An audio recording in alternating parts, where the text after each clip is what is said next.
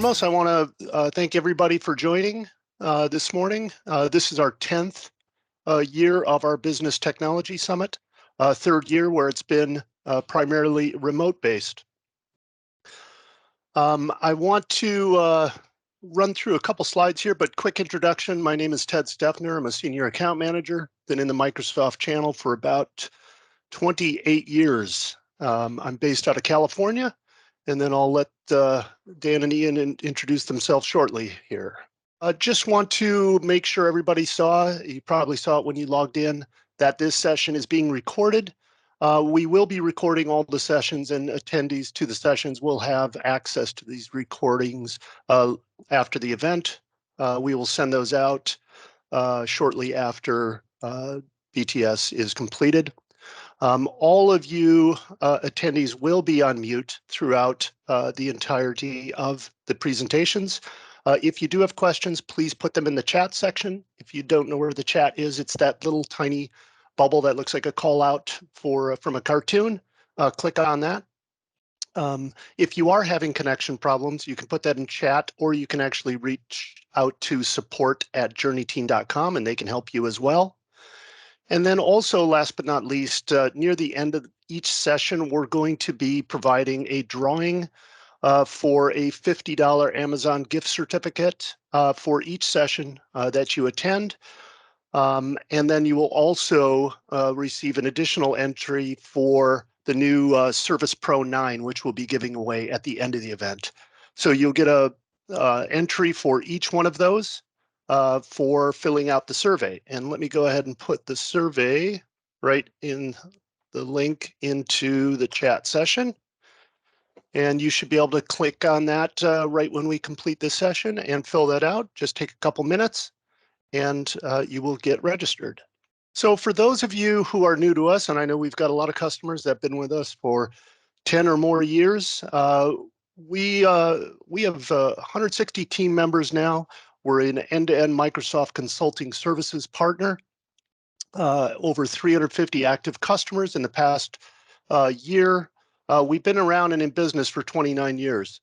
We're very proud of our success rate with our customer deployments. We've got a 90% referenceable customer rate, which is very significant. And we've achieved in the new Microsoft Partner Program, which just was announced a few months ago, already achieved 4 of their solution partner designations through accreditation of our 160 team members. And we've completed over 1,300 projects in the last 5 years. So some of the awards we've received and that we're very proud of is a couple things. 2020 and 2019 U.S. Partner of the Year for Business Applications, and then also a lot of other Microsoft recognitions. But I think the ones we're most proud of are really the top places to work and the best companies to work. These are voted by the employees that work here. So we're very proud of the team we bring to the table. And those of you that have had the opportunity to work with our team members hopefully have seen the results of such a great team of people we've got working for our organization. For those of you who aren't aware of all the capabilities we have, basically anything Microsoft does, we do. So any of the ERP capabilities, the CRM modules and capabilities, all the M365 cloud and identity management capabilities, all the collaboration and content capabilities, data, BI, and Azure capabilities from Azure Apps all the way up to data warehousing and Power Platform. And then last but not least, change management and adoption. So taking all these tools and technologies and assisting you guys in rolling them out successfully to drive adoption and gain the value you get from your investments in these tools. And with that, I am going to hand over to Dan and Ian to introduce themselves, and they'll be able to take control of the slides from here. Thanks, Ted. Appreciate that. And let's make sure this is working. Everybody hear us okay? Okay, I'm Dan Brown. I'm the Enterprise ERP Practice Director here at JourneyTEAM. I've been doing ERP since the mid to late 90s, and enjoy the engagements that we get to be involved in. My JourneyTEAM recently started their just this year started our finance and supply chain, or finance and operations practice, and we've been growing it over the last 12 months successfully. And we're excited to talk a little bit about the differences between a business central and finance and supply chain. Yeah, my name is Ian Wheeler. I'm the enterprise ERP program lead. Been in the F&SC space, F&O space for a while. One of my highlights is working all over the country, traveling to 54 countries, implementing F&O and F&SC. Excited also to talk about this topic today. All right, I think we'll dive in. Let's make sure our slides are going to progress here. Great. Okay, so first thing I think we'll talk about today is in ERP selection in general. This selection process requires an organization to be able to answer many questions. There are three key questions we want to highlight here first, and this helps an organization determine an ERP fit. And the first question would be this top one: what processes do we do well, and what processes do we need to improve on? As we understand the organization's business processes first, that helps us to determine what size and what complexity of an ERP solution we may need to look at. An example of this would be, are we GAAP compliant, and is our finance processes sound? Another component of it would be, given those scenarios, do we have complex processes around supply chain automation, manufacturing, warehousing, plant floor that need work? These types of questions need to be answered for us to understand what level of functionality and feature set needs to be brought to the table for an ERP solution. A second question in this space would be, what processes that we use today will be necessary in the future, and what processes or capabilities do we need to make sure are included in the ERP solution as we go forward? It's really critical to understand what processes that an organization uses have to persist as they go forward in the implementation of an ERP, and in also understanding the benefit to the organization that's going to be brought to it by the ERP solution. These are important principles in that regard. And the other point under this question would be to have a clearly defined list of required processes versus a list of nice to haves. And in often cases, in often projects, we find that both lists exist and there's value in both. Some organizations use a should, could, would type of a model. Some use an in or out of scope and an optional model.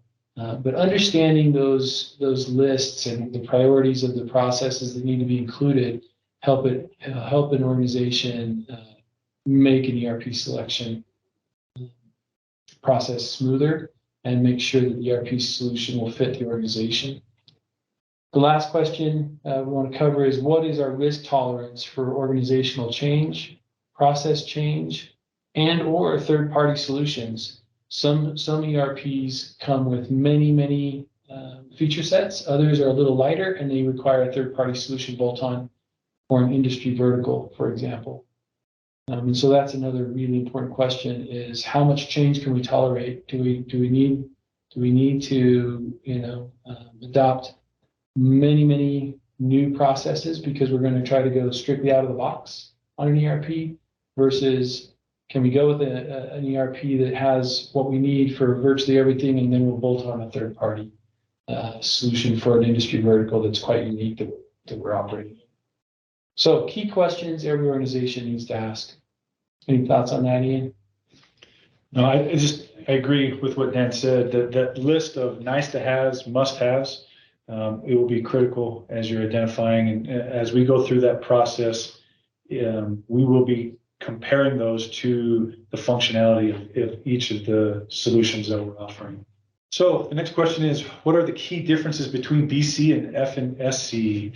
Again, F&SC, depending on where you're at, can be called many different things: F&O, F&SC, FC, or just D365. So they're all the same thing. Just we'll kind of throw those terms out interchangeably. So just be aware that those are all the same.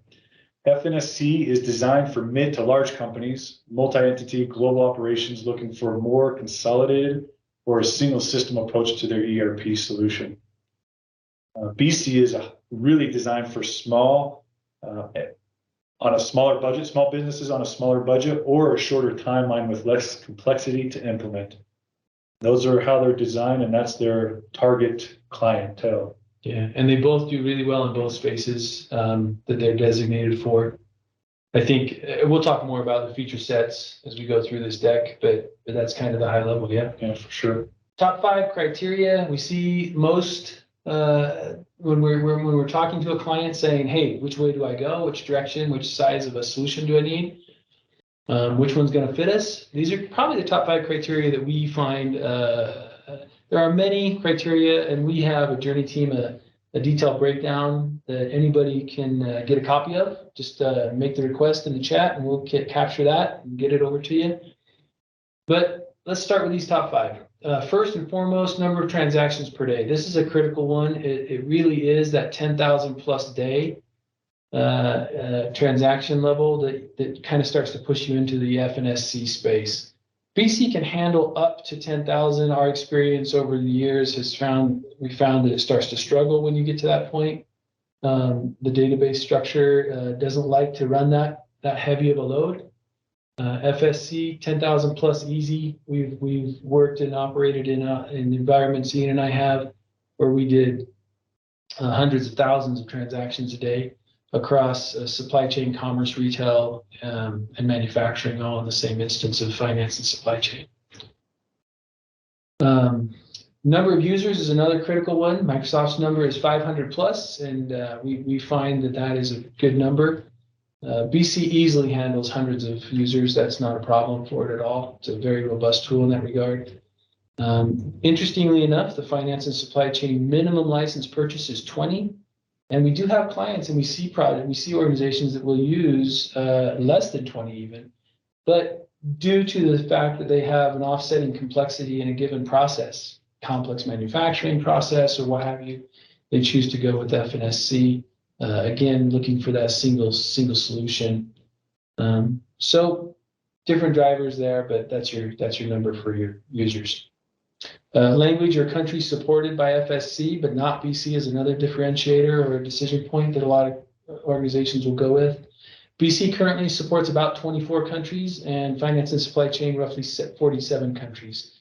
Microsoft out of the box provides a country pack for or capabilities around. Another driver will be multiple legal entities. Once you hit that 5 plus, you really kind of need to start thinking, we're going to leave BC scope and move into FSC scope. So pretty important legal entity structure and understanding the legal entity structure. We do see F&SC clients that run less than 5 because, again, of some certain complexities within how they interact across those entities. But BC has no problem handling 5 legal entities. Single system solution, wanting to avoid bolting on a third-party vertical for a given industry. That's another big driver. Obviously, finance and supply chain being a large to enterprise level solution is going to fit that without having to use a bolt-on vertical. Whereas BC is going to need a bolt-on, and there is a wonderful array of bolt-ons, third-party add-ons for BC that meet many verticals and meet them well, but it is a deciding factor. Let's get into a little bit of cost. Yeah, so if there's any finance people on this call, they'll definitely be looking at the cost of implementing each. For BC, because it is a much smaller timeline and doesn't have as much complexity, average cost to implement a BC that we have found here at JourneyTEAM is between $50,000 up to $340,000. Some of those key factors that will be contributing to that would be, the number of bolt-ons that Dan's been referring to. There we go. Oh, no. You want to go to timeline too? Yeah. Okay. That's yeah, that'll work. So the finances are there. And like we said, some of these things that are going to impact that cost as well as the timeline is the limited scalability of out-of-the-box functionality from a BC. number of extensions, phased versus the big bang, large organizations, multiple entities, regional, global operations, complex localizations and requirements. And the small business tends to have to be able to manage company-wide processes changes and concurrently. Whereas with the F&SC, those costs are anywhere from 800,000 up to 1 million plus, depending on the size of the company. We've seen some projects be several millions, tens of millions of dollars. So some of the things adding to those timelines and costs are the amount of time it takes to implement, the resources that will our clients will have if they have dedicated resources for the project. That could definitely help bring down some of those costs. Again, the phased versus the big bang approach, large organizations, multiple entities, regional, global operations, and complex localization requirements. As you get into some of these third world or fourth world countries, they have a tendency to have some very specific requirements that require a lot of dedicated resources to make sure that we're being compliant. Yeah, very, very interesting when we look at these two timelines. And we see BC projects that will take years in some cases due to acquisitions during the implementation or fundamental changes in the way the business does their work. Whereas it's almost always FSC is almost always that 8 to 12 plus, right? It's pretty hard to get a lower below there. Yeah, we will introduce another concept. We call it F&SC Lite, and it's not another product. You definitely have BC and F&SC. F&SC Lite is more of implementation model that we do here at JourneyTEAM that can help cut down and fit those in-betweeners, the companies that like the idea of being able to scale up and do those things, but maybe not have the big budget or require all that functionality at the time. And we'll get into a little bit of that later into this this PowerPoint, as well as we have an additional whole section, a whole nother presentation later today for discussing the differences between F&SC and F&SC Lite for any of those that are interested. Awesome. Sounds good. Okay, from a user license standpoint, licensing is different between the two applications, of course, as you would expect. Again, we see on the BC side here, we see the 1 to 500 users. Over 500 can be a little difficult, a little unruly to maintain in the BC space. And then you have your third-party extensions that will also increase monthly costs because quite often those third-party extensions or bolt-ons are going to have their own licensing independent of the Microsoft licensing. There are multiple types of licenses that can be applied to both tools, both applications, BC and F&SC. We won't go into some of those details, but there are varying levels. But at a high level, 8 to 180 is your range for your BC space. F&SC, usually about 180 is going to get you where you need to be. Again, 20 is the minimum for F&SC. 100 plus users is usually where we like to see people play in that space. The investment starts to make more sense in that regard, unless you have a unique qualifier in a given process. Azure costs are additional, and then device or capacity licensing is going to be additional as well. So Microsoft's licensing guide, we can help you make sense of that too. Dan, have you ever seen a BC licensing where it comes out with all the third-party extensions? It's actually more expensive for BC than it is in F&SC. Yeah. Actually, we worked on a project with a client earlier this year. We went in and did a front-end analysis for them, and they were trying to weigh the difference between the two. And actually, with their given complexities around some of their manufacturing and warehousing, the bolt-ons for the BC piece put the licensing product right around 200 to 220, whereas FSC came in at the 180. So yeah, it can happen, but not too often, but it can. All right. I think this one's me. So this is a question we get a lot. Can I update to FSC later if I go with BC first? And the short answer is no, sadly enough. There is no real update path from BC to FSC. When you transition from a BC instance to a finance and supply chain instance or finance operations instance, it is a full required implementation. So you're re-implementing. Now, there's leverageable work there in the business process definition and some of the requirements, but it's a full implementation. So other option would be that light configuration you talked about, Ian, right? That we're going to talk about a little bit later in this presentation, and then the noon session for the F&SC light versus full F&SC.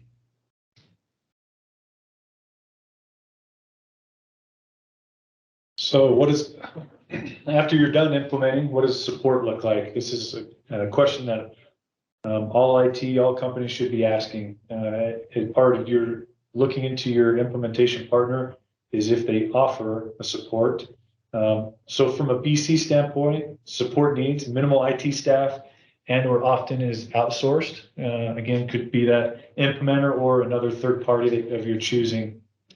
I will say that the advantage of doing that support with your implementer is they're the ones that have helped build it, and therefore they have a more in-depth knowledge and should be able to provide better support needs to meet your needs.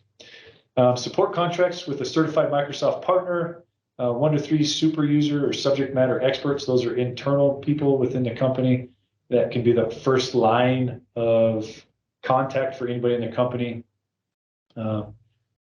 Contracts will vary based on the solution size and complexity. And then most third-party vendors will offer support contracts, as we discussed. As you switch over to an F&SC, the support will look a little bit different, a little bit more heavy on both ends. LCS administrator, that's normally internal, an internal resource within our customers. Personnel, internal IT support for basic users, desktop support, and then each process needs a super user or a subject matter expert. Again, all three of those top three are internal. Ensure implementation partner offers post go live support. So it's one thing to just take you up to go live. It's a whole other thing to make sure that the system is meeting your needs in production and that all the testing and validation is successful. This is something that JourneyTEAM very much prides itself on, and making sure that we're that business partner for everybody. If there are customizations, they will require ongoing support from the partner. So just be aware that anytime, whether it's in BC or F&SC, anytime you're doing customizations, that is a lot more heavy of a lift from a long-term support. Ian, one thing that we see sometimes with the internal, those first three on the F&SC piece, the internal, on those smaller clients where they really have less than 20 users, but they are using F&SC, they will outsource those, right, sometimes? Yeah, absolutely. That's why it's good to have a company that will offer that can help implement. We've worked with several clients and have that type of contract with them where they can come to us and provide those. They will have one mega super user. That one mega super user may get overloaded, and they need another avenue to get things turning quickly. So that is absolutely an option. Yeah. And the LCS administrator, one other point there would be the security, right? They will often be internal because they do manage the security and profile usage. Yeah. Great. All righty. Let's talk a little bit about vetting the partners as we talk about partners and the value there. It really is critical. I mean, Microsoft's got a great product in both of these applications. They're both going to meet the needs of an ERP solution for an organization that fits them. But really finding the right partner to not only help implement, but also move forward with, as you alluded to, in that support model is really critical. So key questions around this one. Understand how much industry experience they have. This is one that we hear a lot, right, Ian? We have an advantage in that Ian and I both came from the business side before we were ever in the technical side, and then we got sucked into the technical side and been doing it for years and years. Just wrapped up, as a matter of fact, being on the internal business technical team for the largest implementation of F&SC in the world over the last 5 years. And so understanding the business space is so critical for your partner. We like to pride ourselves as business value consultants versus technologist consultants, right? Technology consultants. We know the technology. We have great teams that can plug in the technology, configure the technology, and make sure it runs right. but understanding that business space is critical. So look for partners that do it. And then have they implemented the ERP solution in your industry space? This is sometimes really critical, especially if you're in a very highly regulated space, right? Maybe a little bit about that. Absolutely. So having, as Dan called out, having worked in, food and drug and all those spaces within the business side, we know and understand that those require specific things to meet the FDA or any other regulatory compliance confederations that you have or segments. But understanding those and being able to make sure that we, or your implementing partner, understands those and can configure the system correctly. As Dan called out, we've worked with several clients already that have had implementation partners that struggled in this, and we're now in there working from a business process standpoint to make sure that the system is configured to support their processes. Yeah, be it aerospace, ISO, GMP, FDA, all the regulations, critical.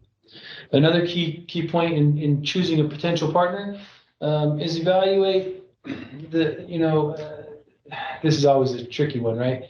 You want to evaluate the partner, and so you request a demonstration of the proposed ERP solution, right? And Microsoft does not have what some of the other ERP space vendors have, which is a kind of a dedicated marketing aspect. If you're going to see a demo of F&SC from us, you're going to see a live environment.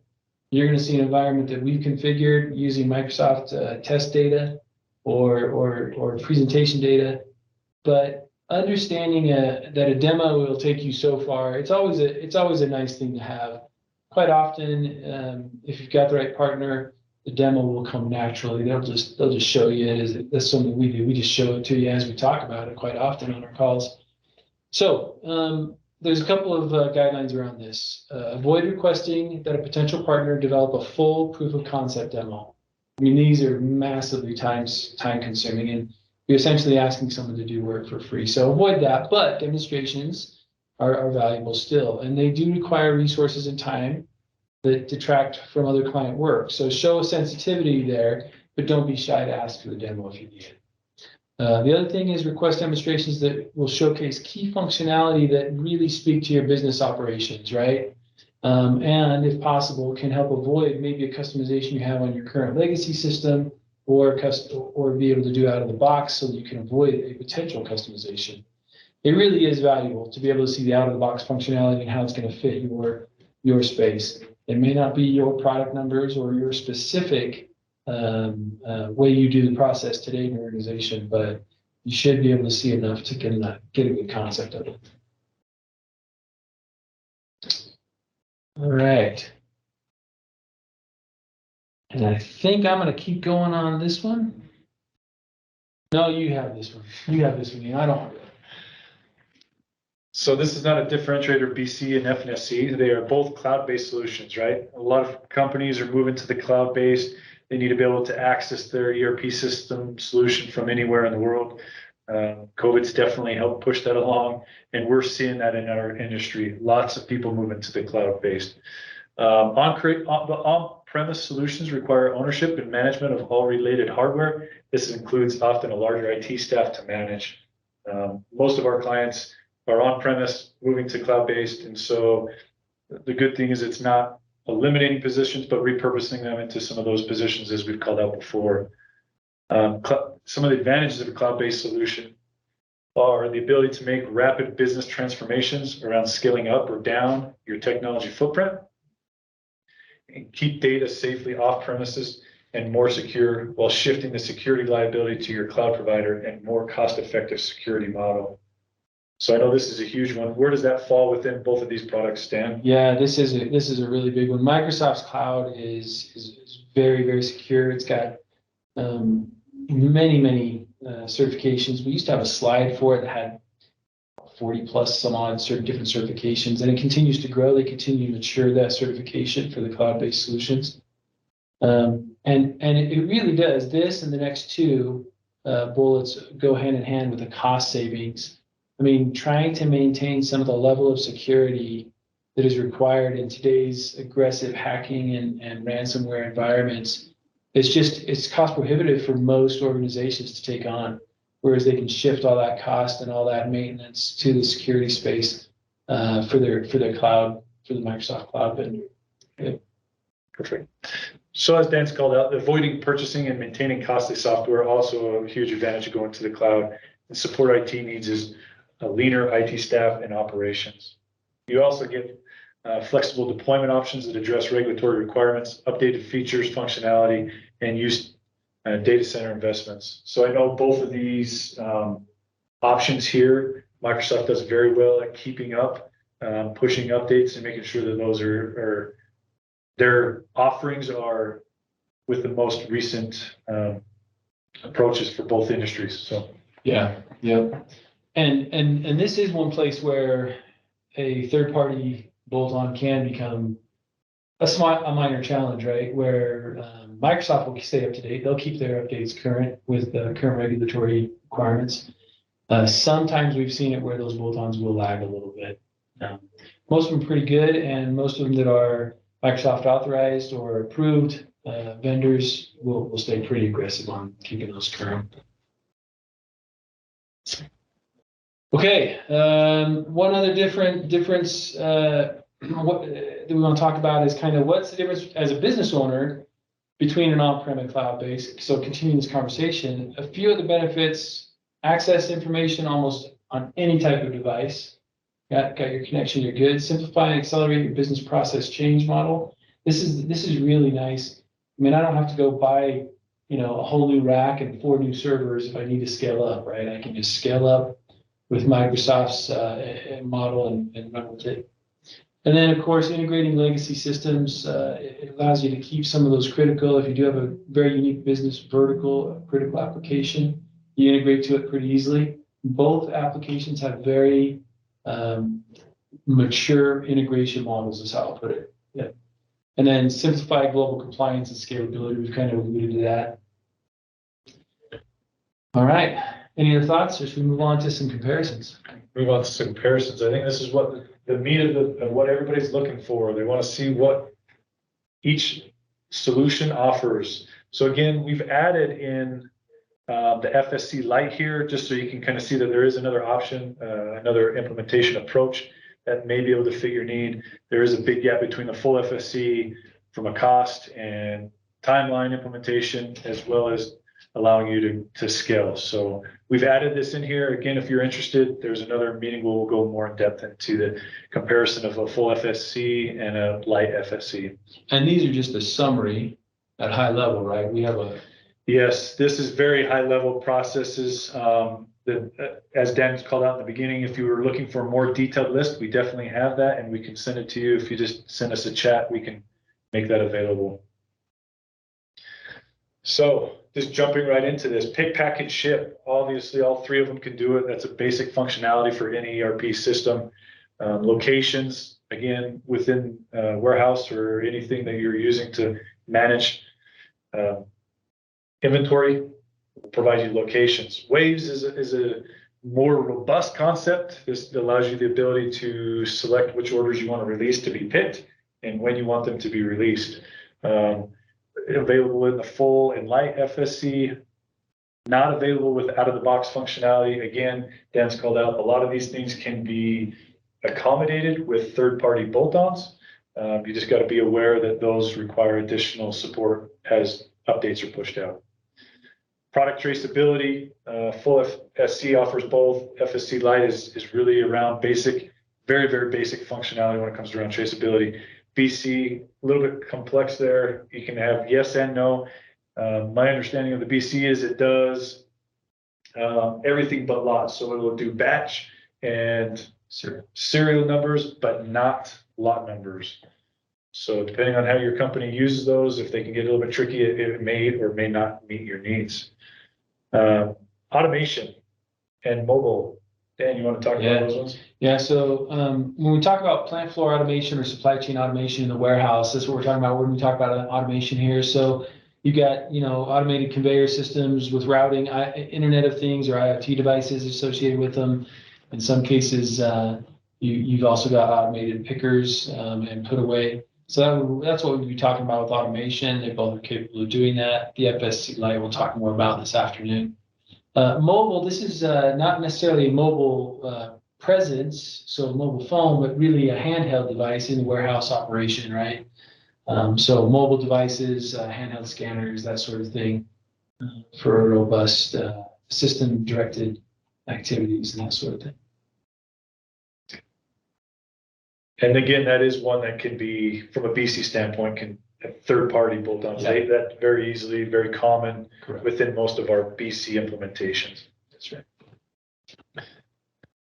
Discrete manufacturing, all three of them will support that. Most manufacturers are discrete. As you get down into the more complex, if you're doing a process manufacturing or lean manufacturing, you would definitely want to look into considering a full F&SC. Full F&SC does support that with out-of-the-box functionality. It's very common, and it's configured to support those. Master planning, if you're planning about your resources, all three can support that. Outsourced manufacturing, we see a lot of our customers that are moving to this as they're trying to become more lean. They identify what they specialize in and what they don't, and where it's more cost effective. So outsourced manufacturing is supported by all three. And as well as job scheduling, we can schedule those jobs as needed and distinguish those within all three of them. Yeah, let's jump up and talk real quick a little bit more about discrete and process manufacturing. So at a high level, when we talk about process manufacturing, this is where we're going to take a raw material, combine it, or multiple raw materials, combine them into making a new material that is then added to the belong as a unique item, right? So we think about pharmaceuticals, food manufacturing, that sort of thing, right? So as we think about process manufacturing, some examples of discrete manufacturing we've seen in application: textiles, right? Sewing and combining for clothing or other types of textile manufacturing.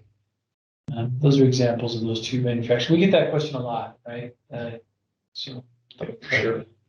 Okay, so finance. Let's talk a little bit about the contrast in the finance functionality space. All three are obviously going to do your finance, your core finance processes: general ledger, accounts payable, accounts receivable. Mature, solid, GAAP compliant across all three, including other type of compliances. If you're working in Asia or Europe, you can find same compliance there.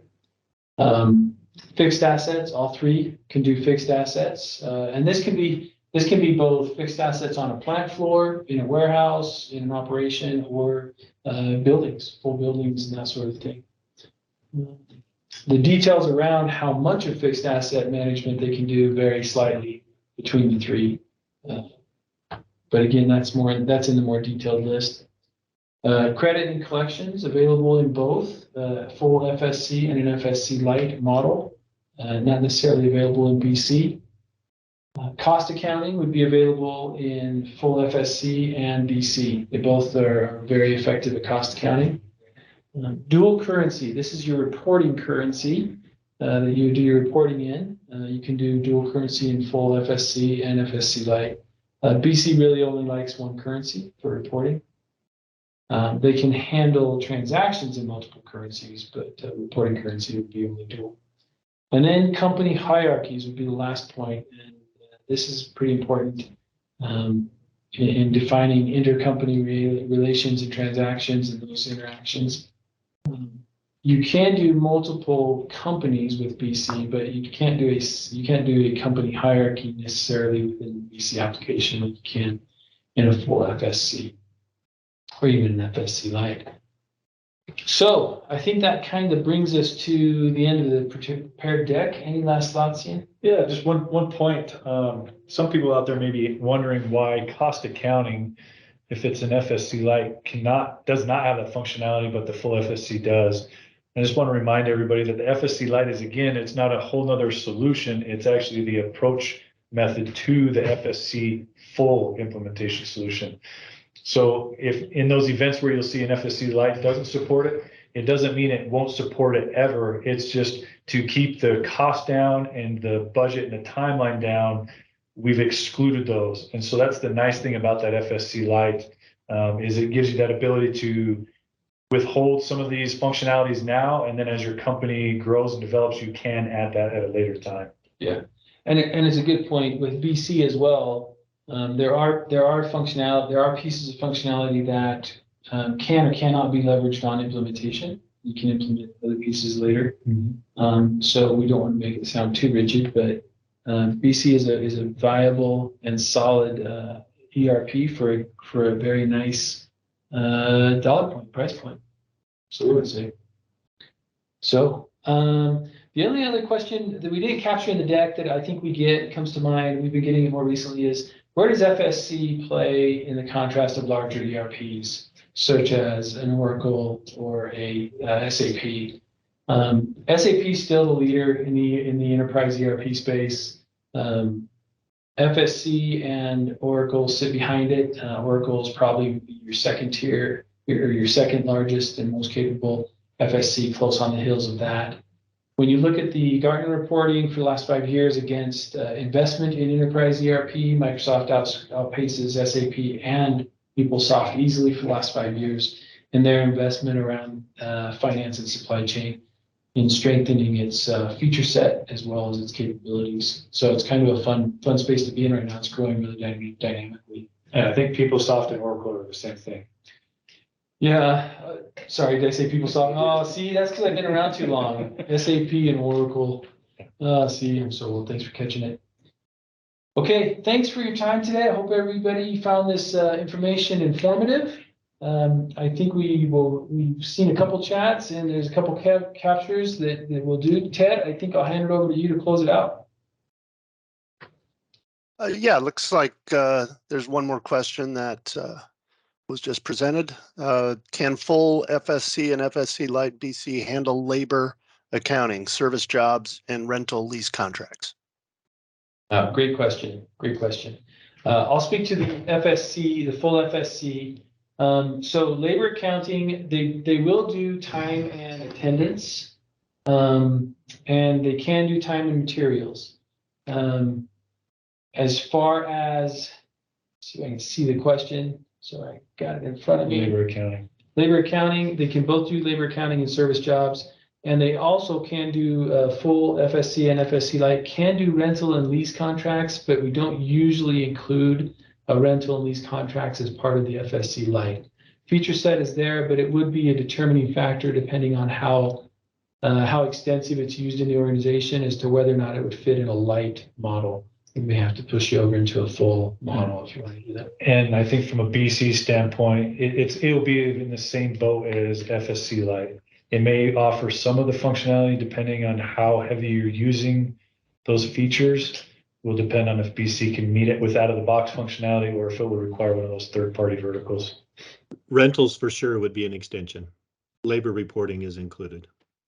All right. Well, if there's no additional questions, then we can wrap up early. I'm going to remind you once again, I'll put the link to the survey into the chat session. Again, this gets you access or registration for a $50 gift certificate for each one of the sessions you attend, and then also puts you in the pool for each session you attend and survey you fill out gets you an additional entry for the Surface Pro 9. If you do have additional questions, feel free to send those to us at info@journeyteam.com or sales@journeyteam.com, and we will be glad to get back to you as well. Otherwise, I wish you all a great rest of the day and hope you enjoy the remainder of the sessions.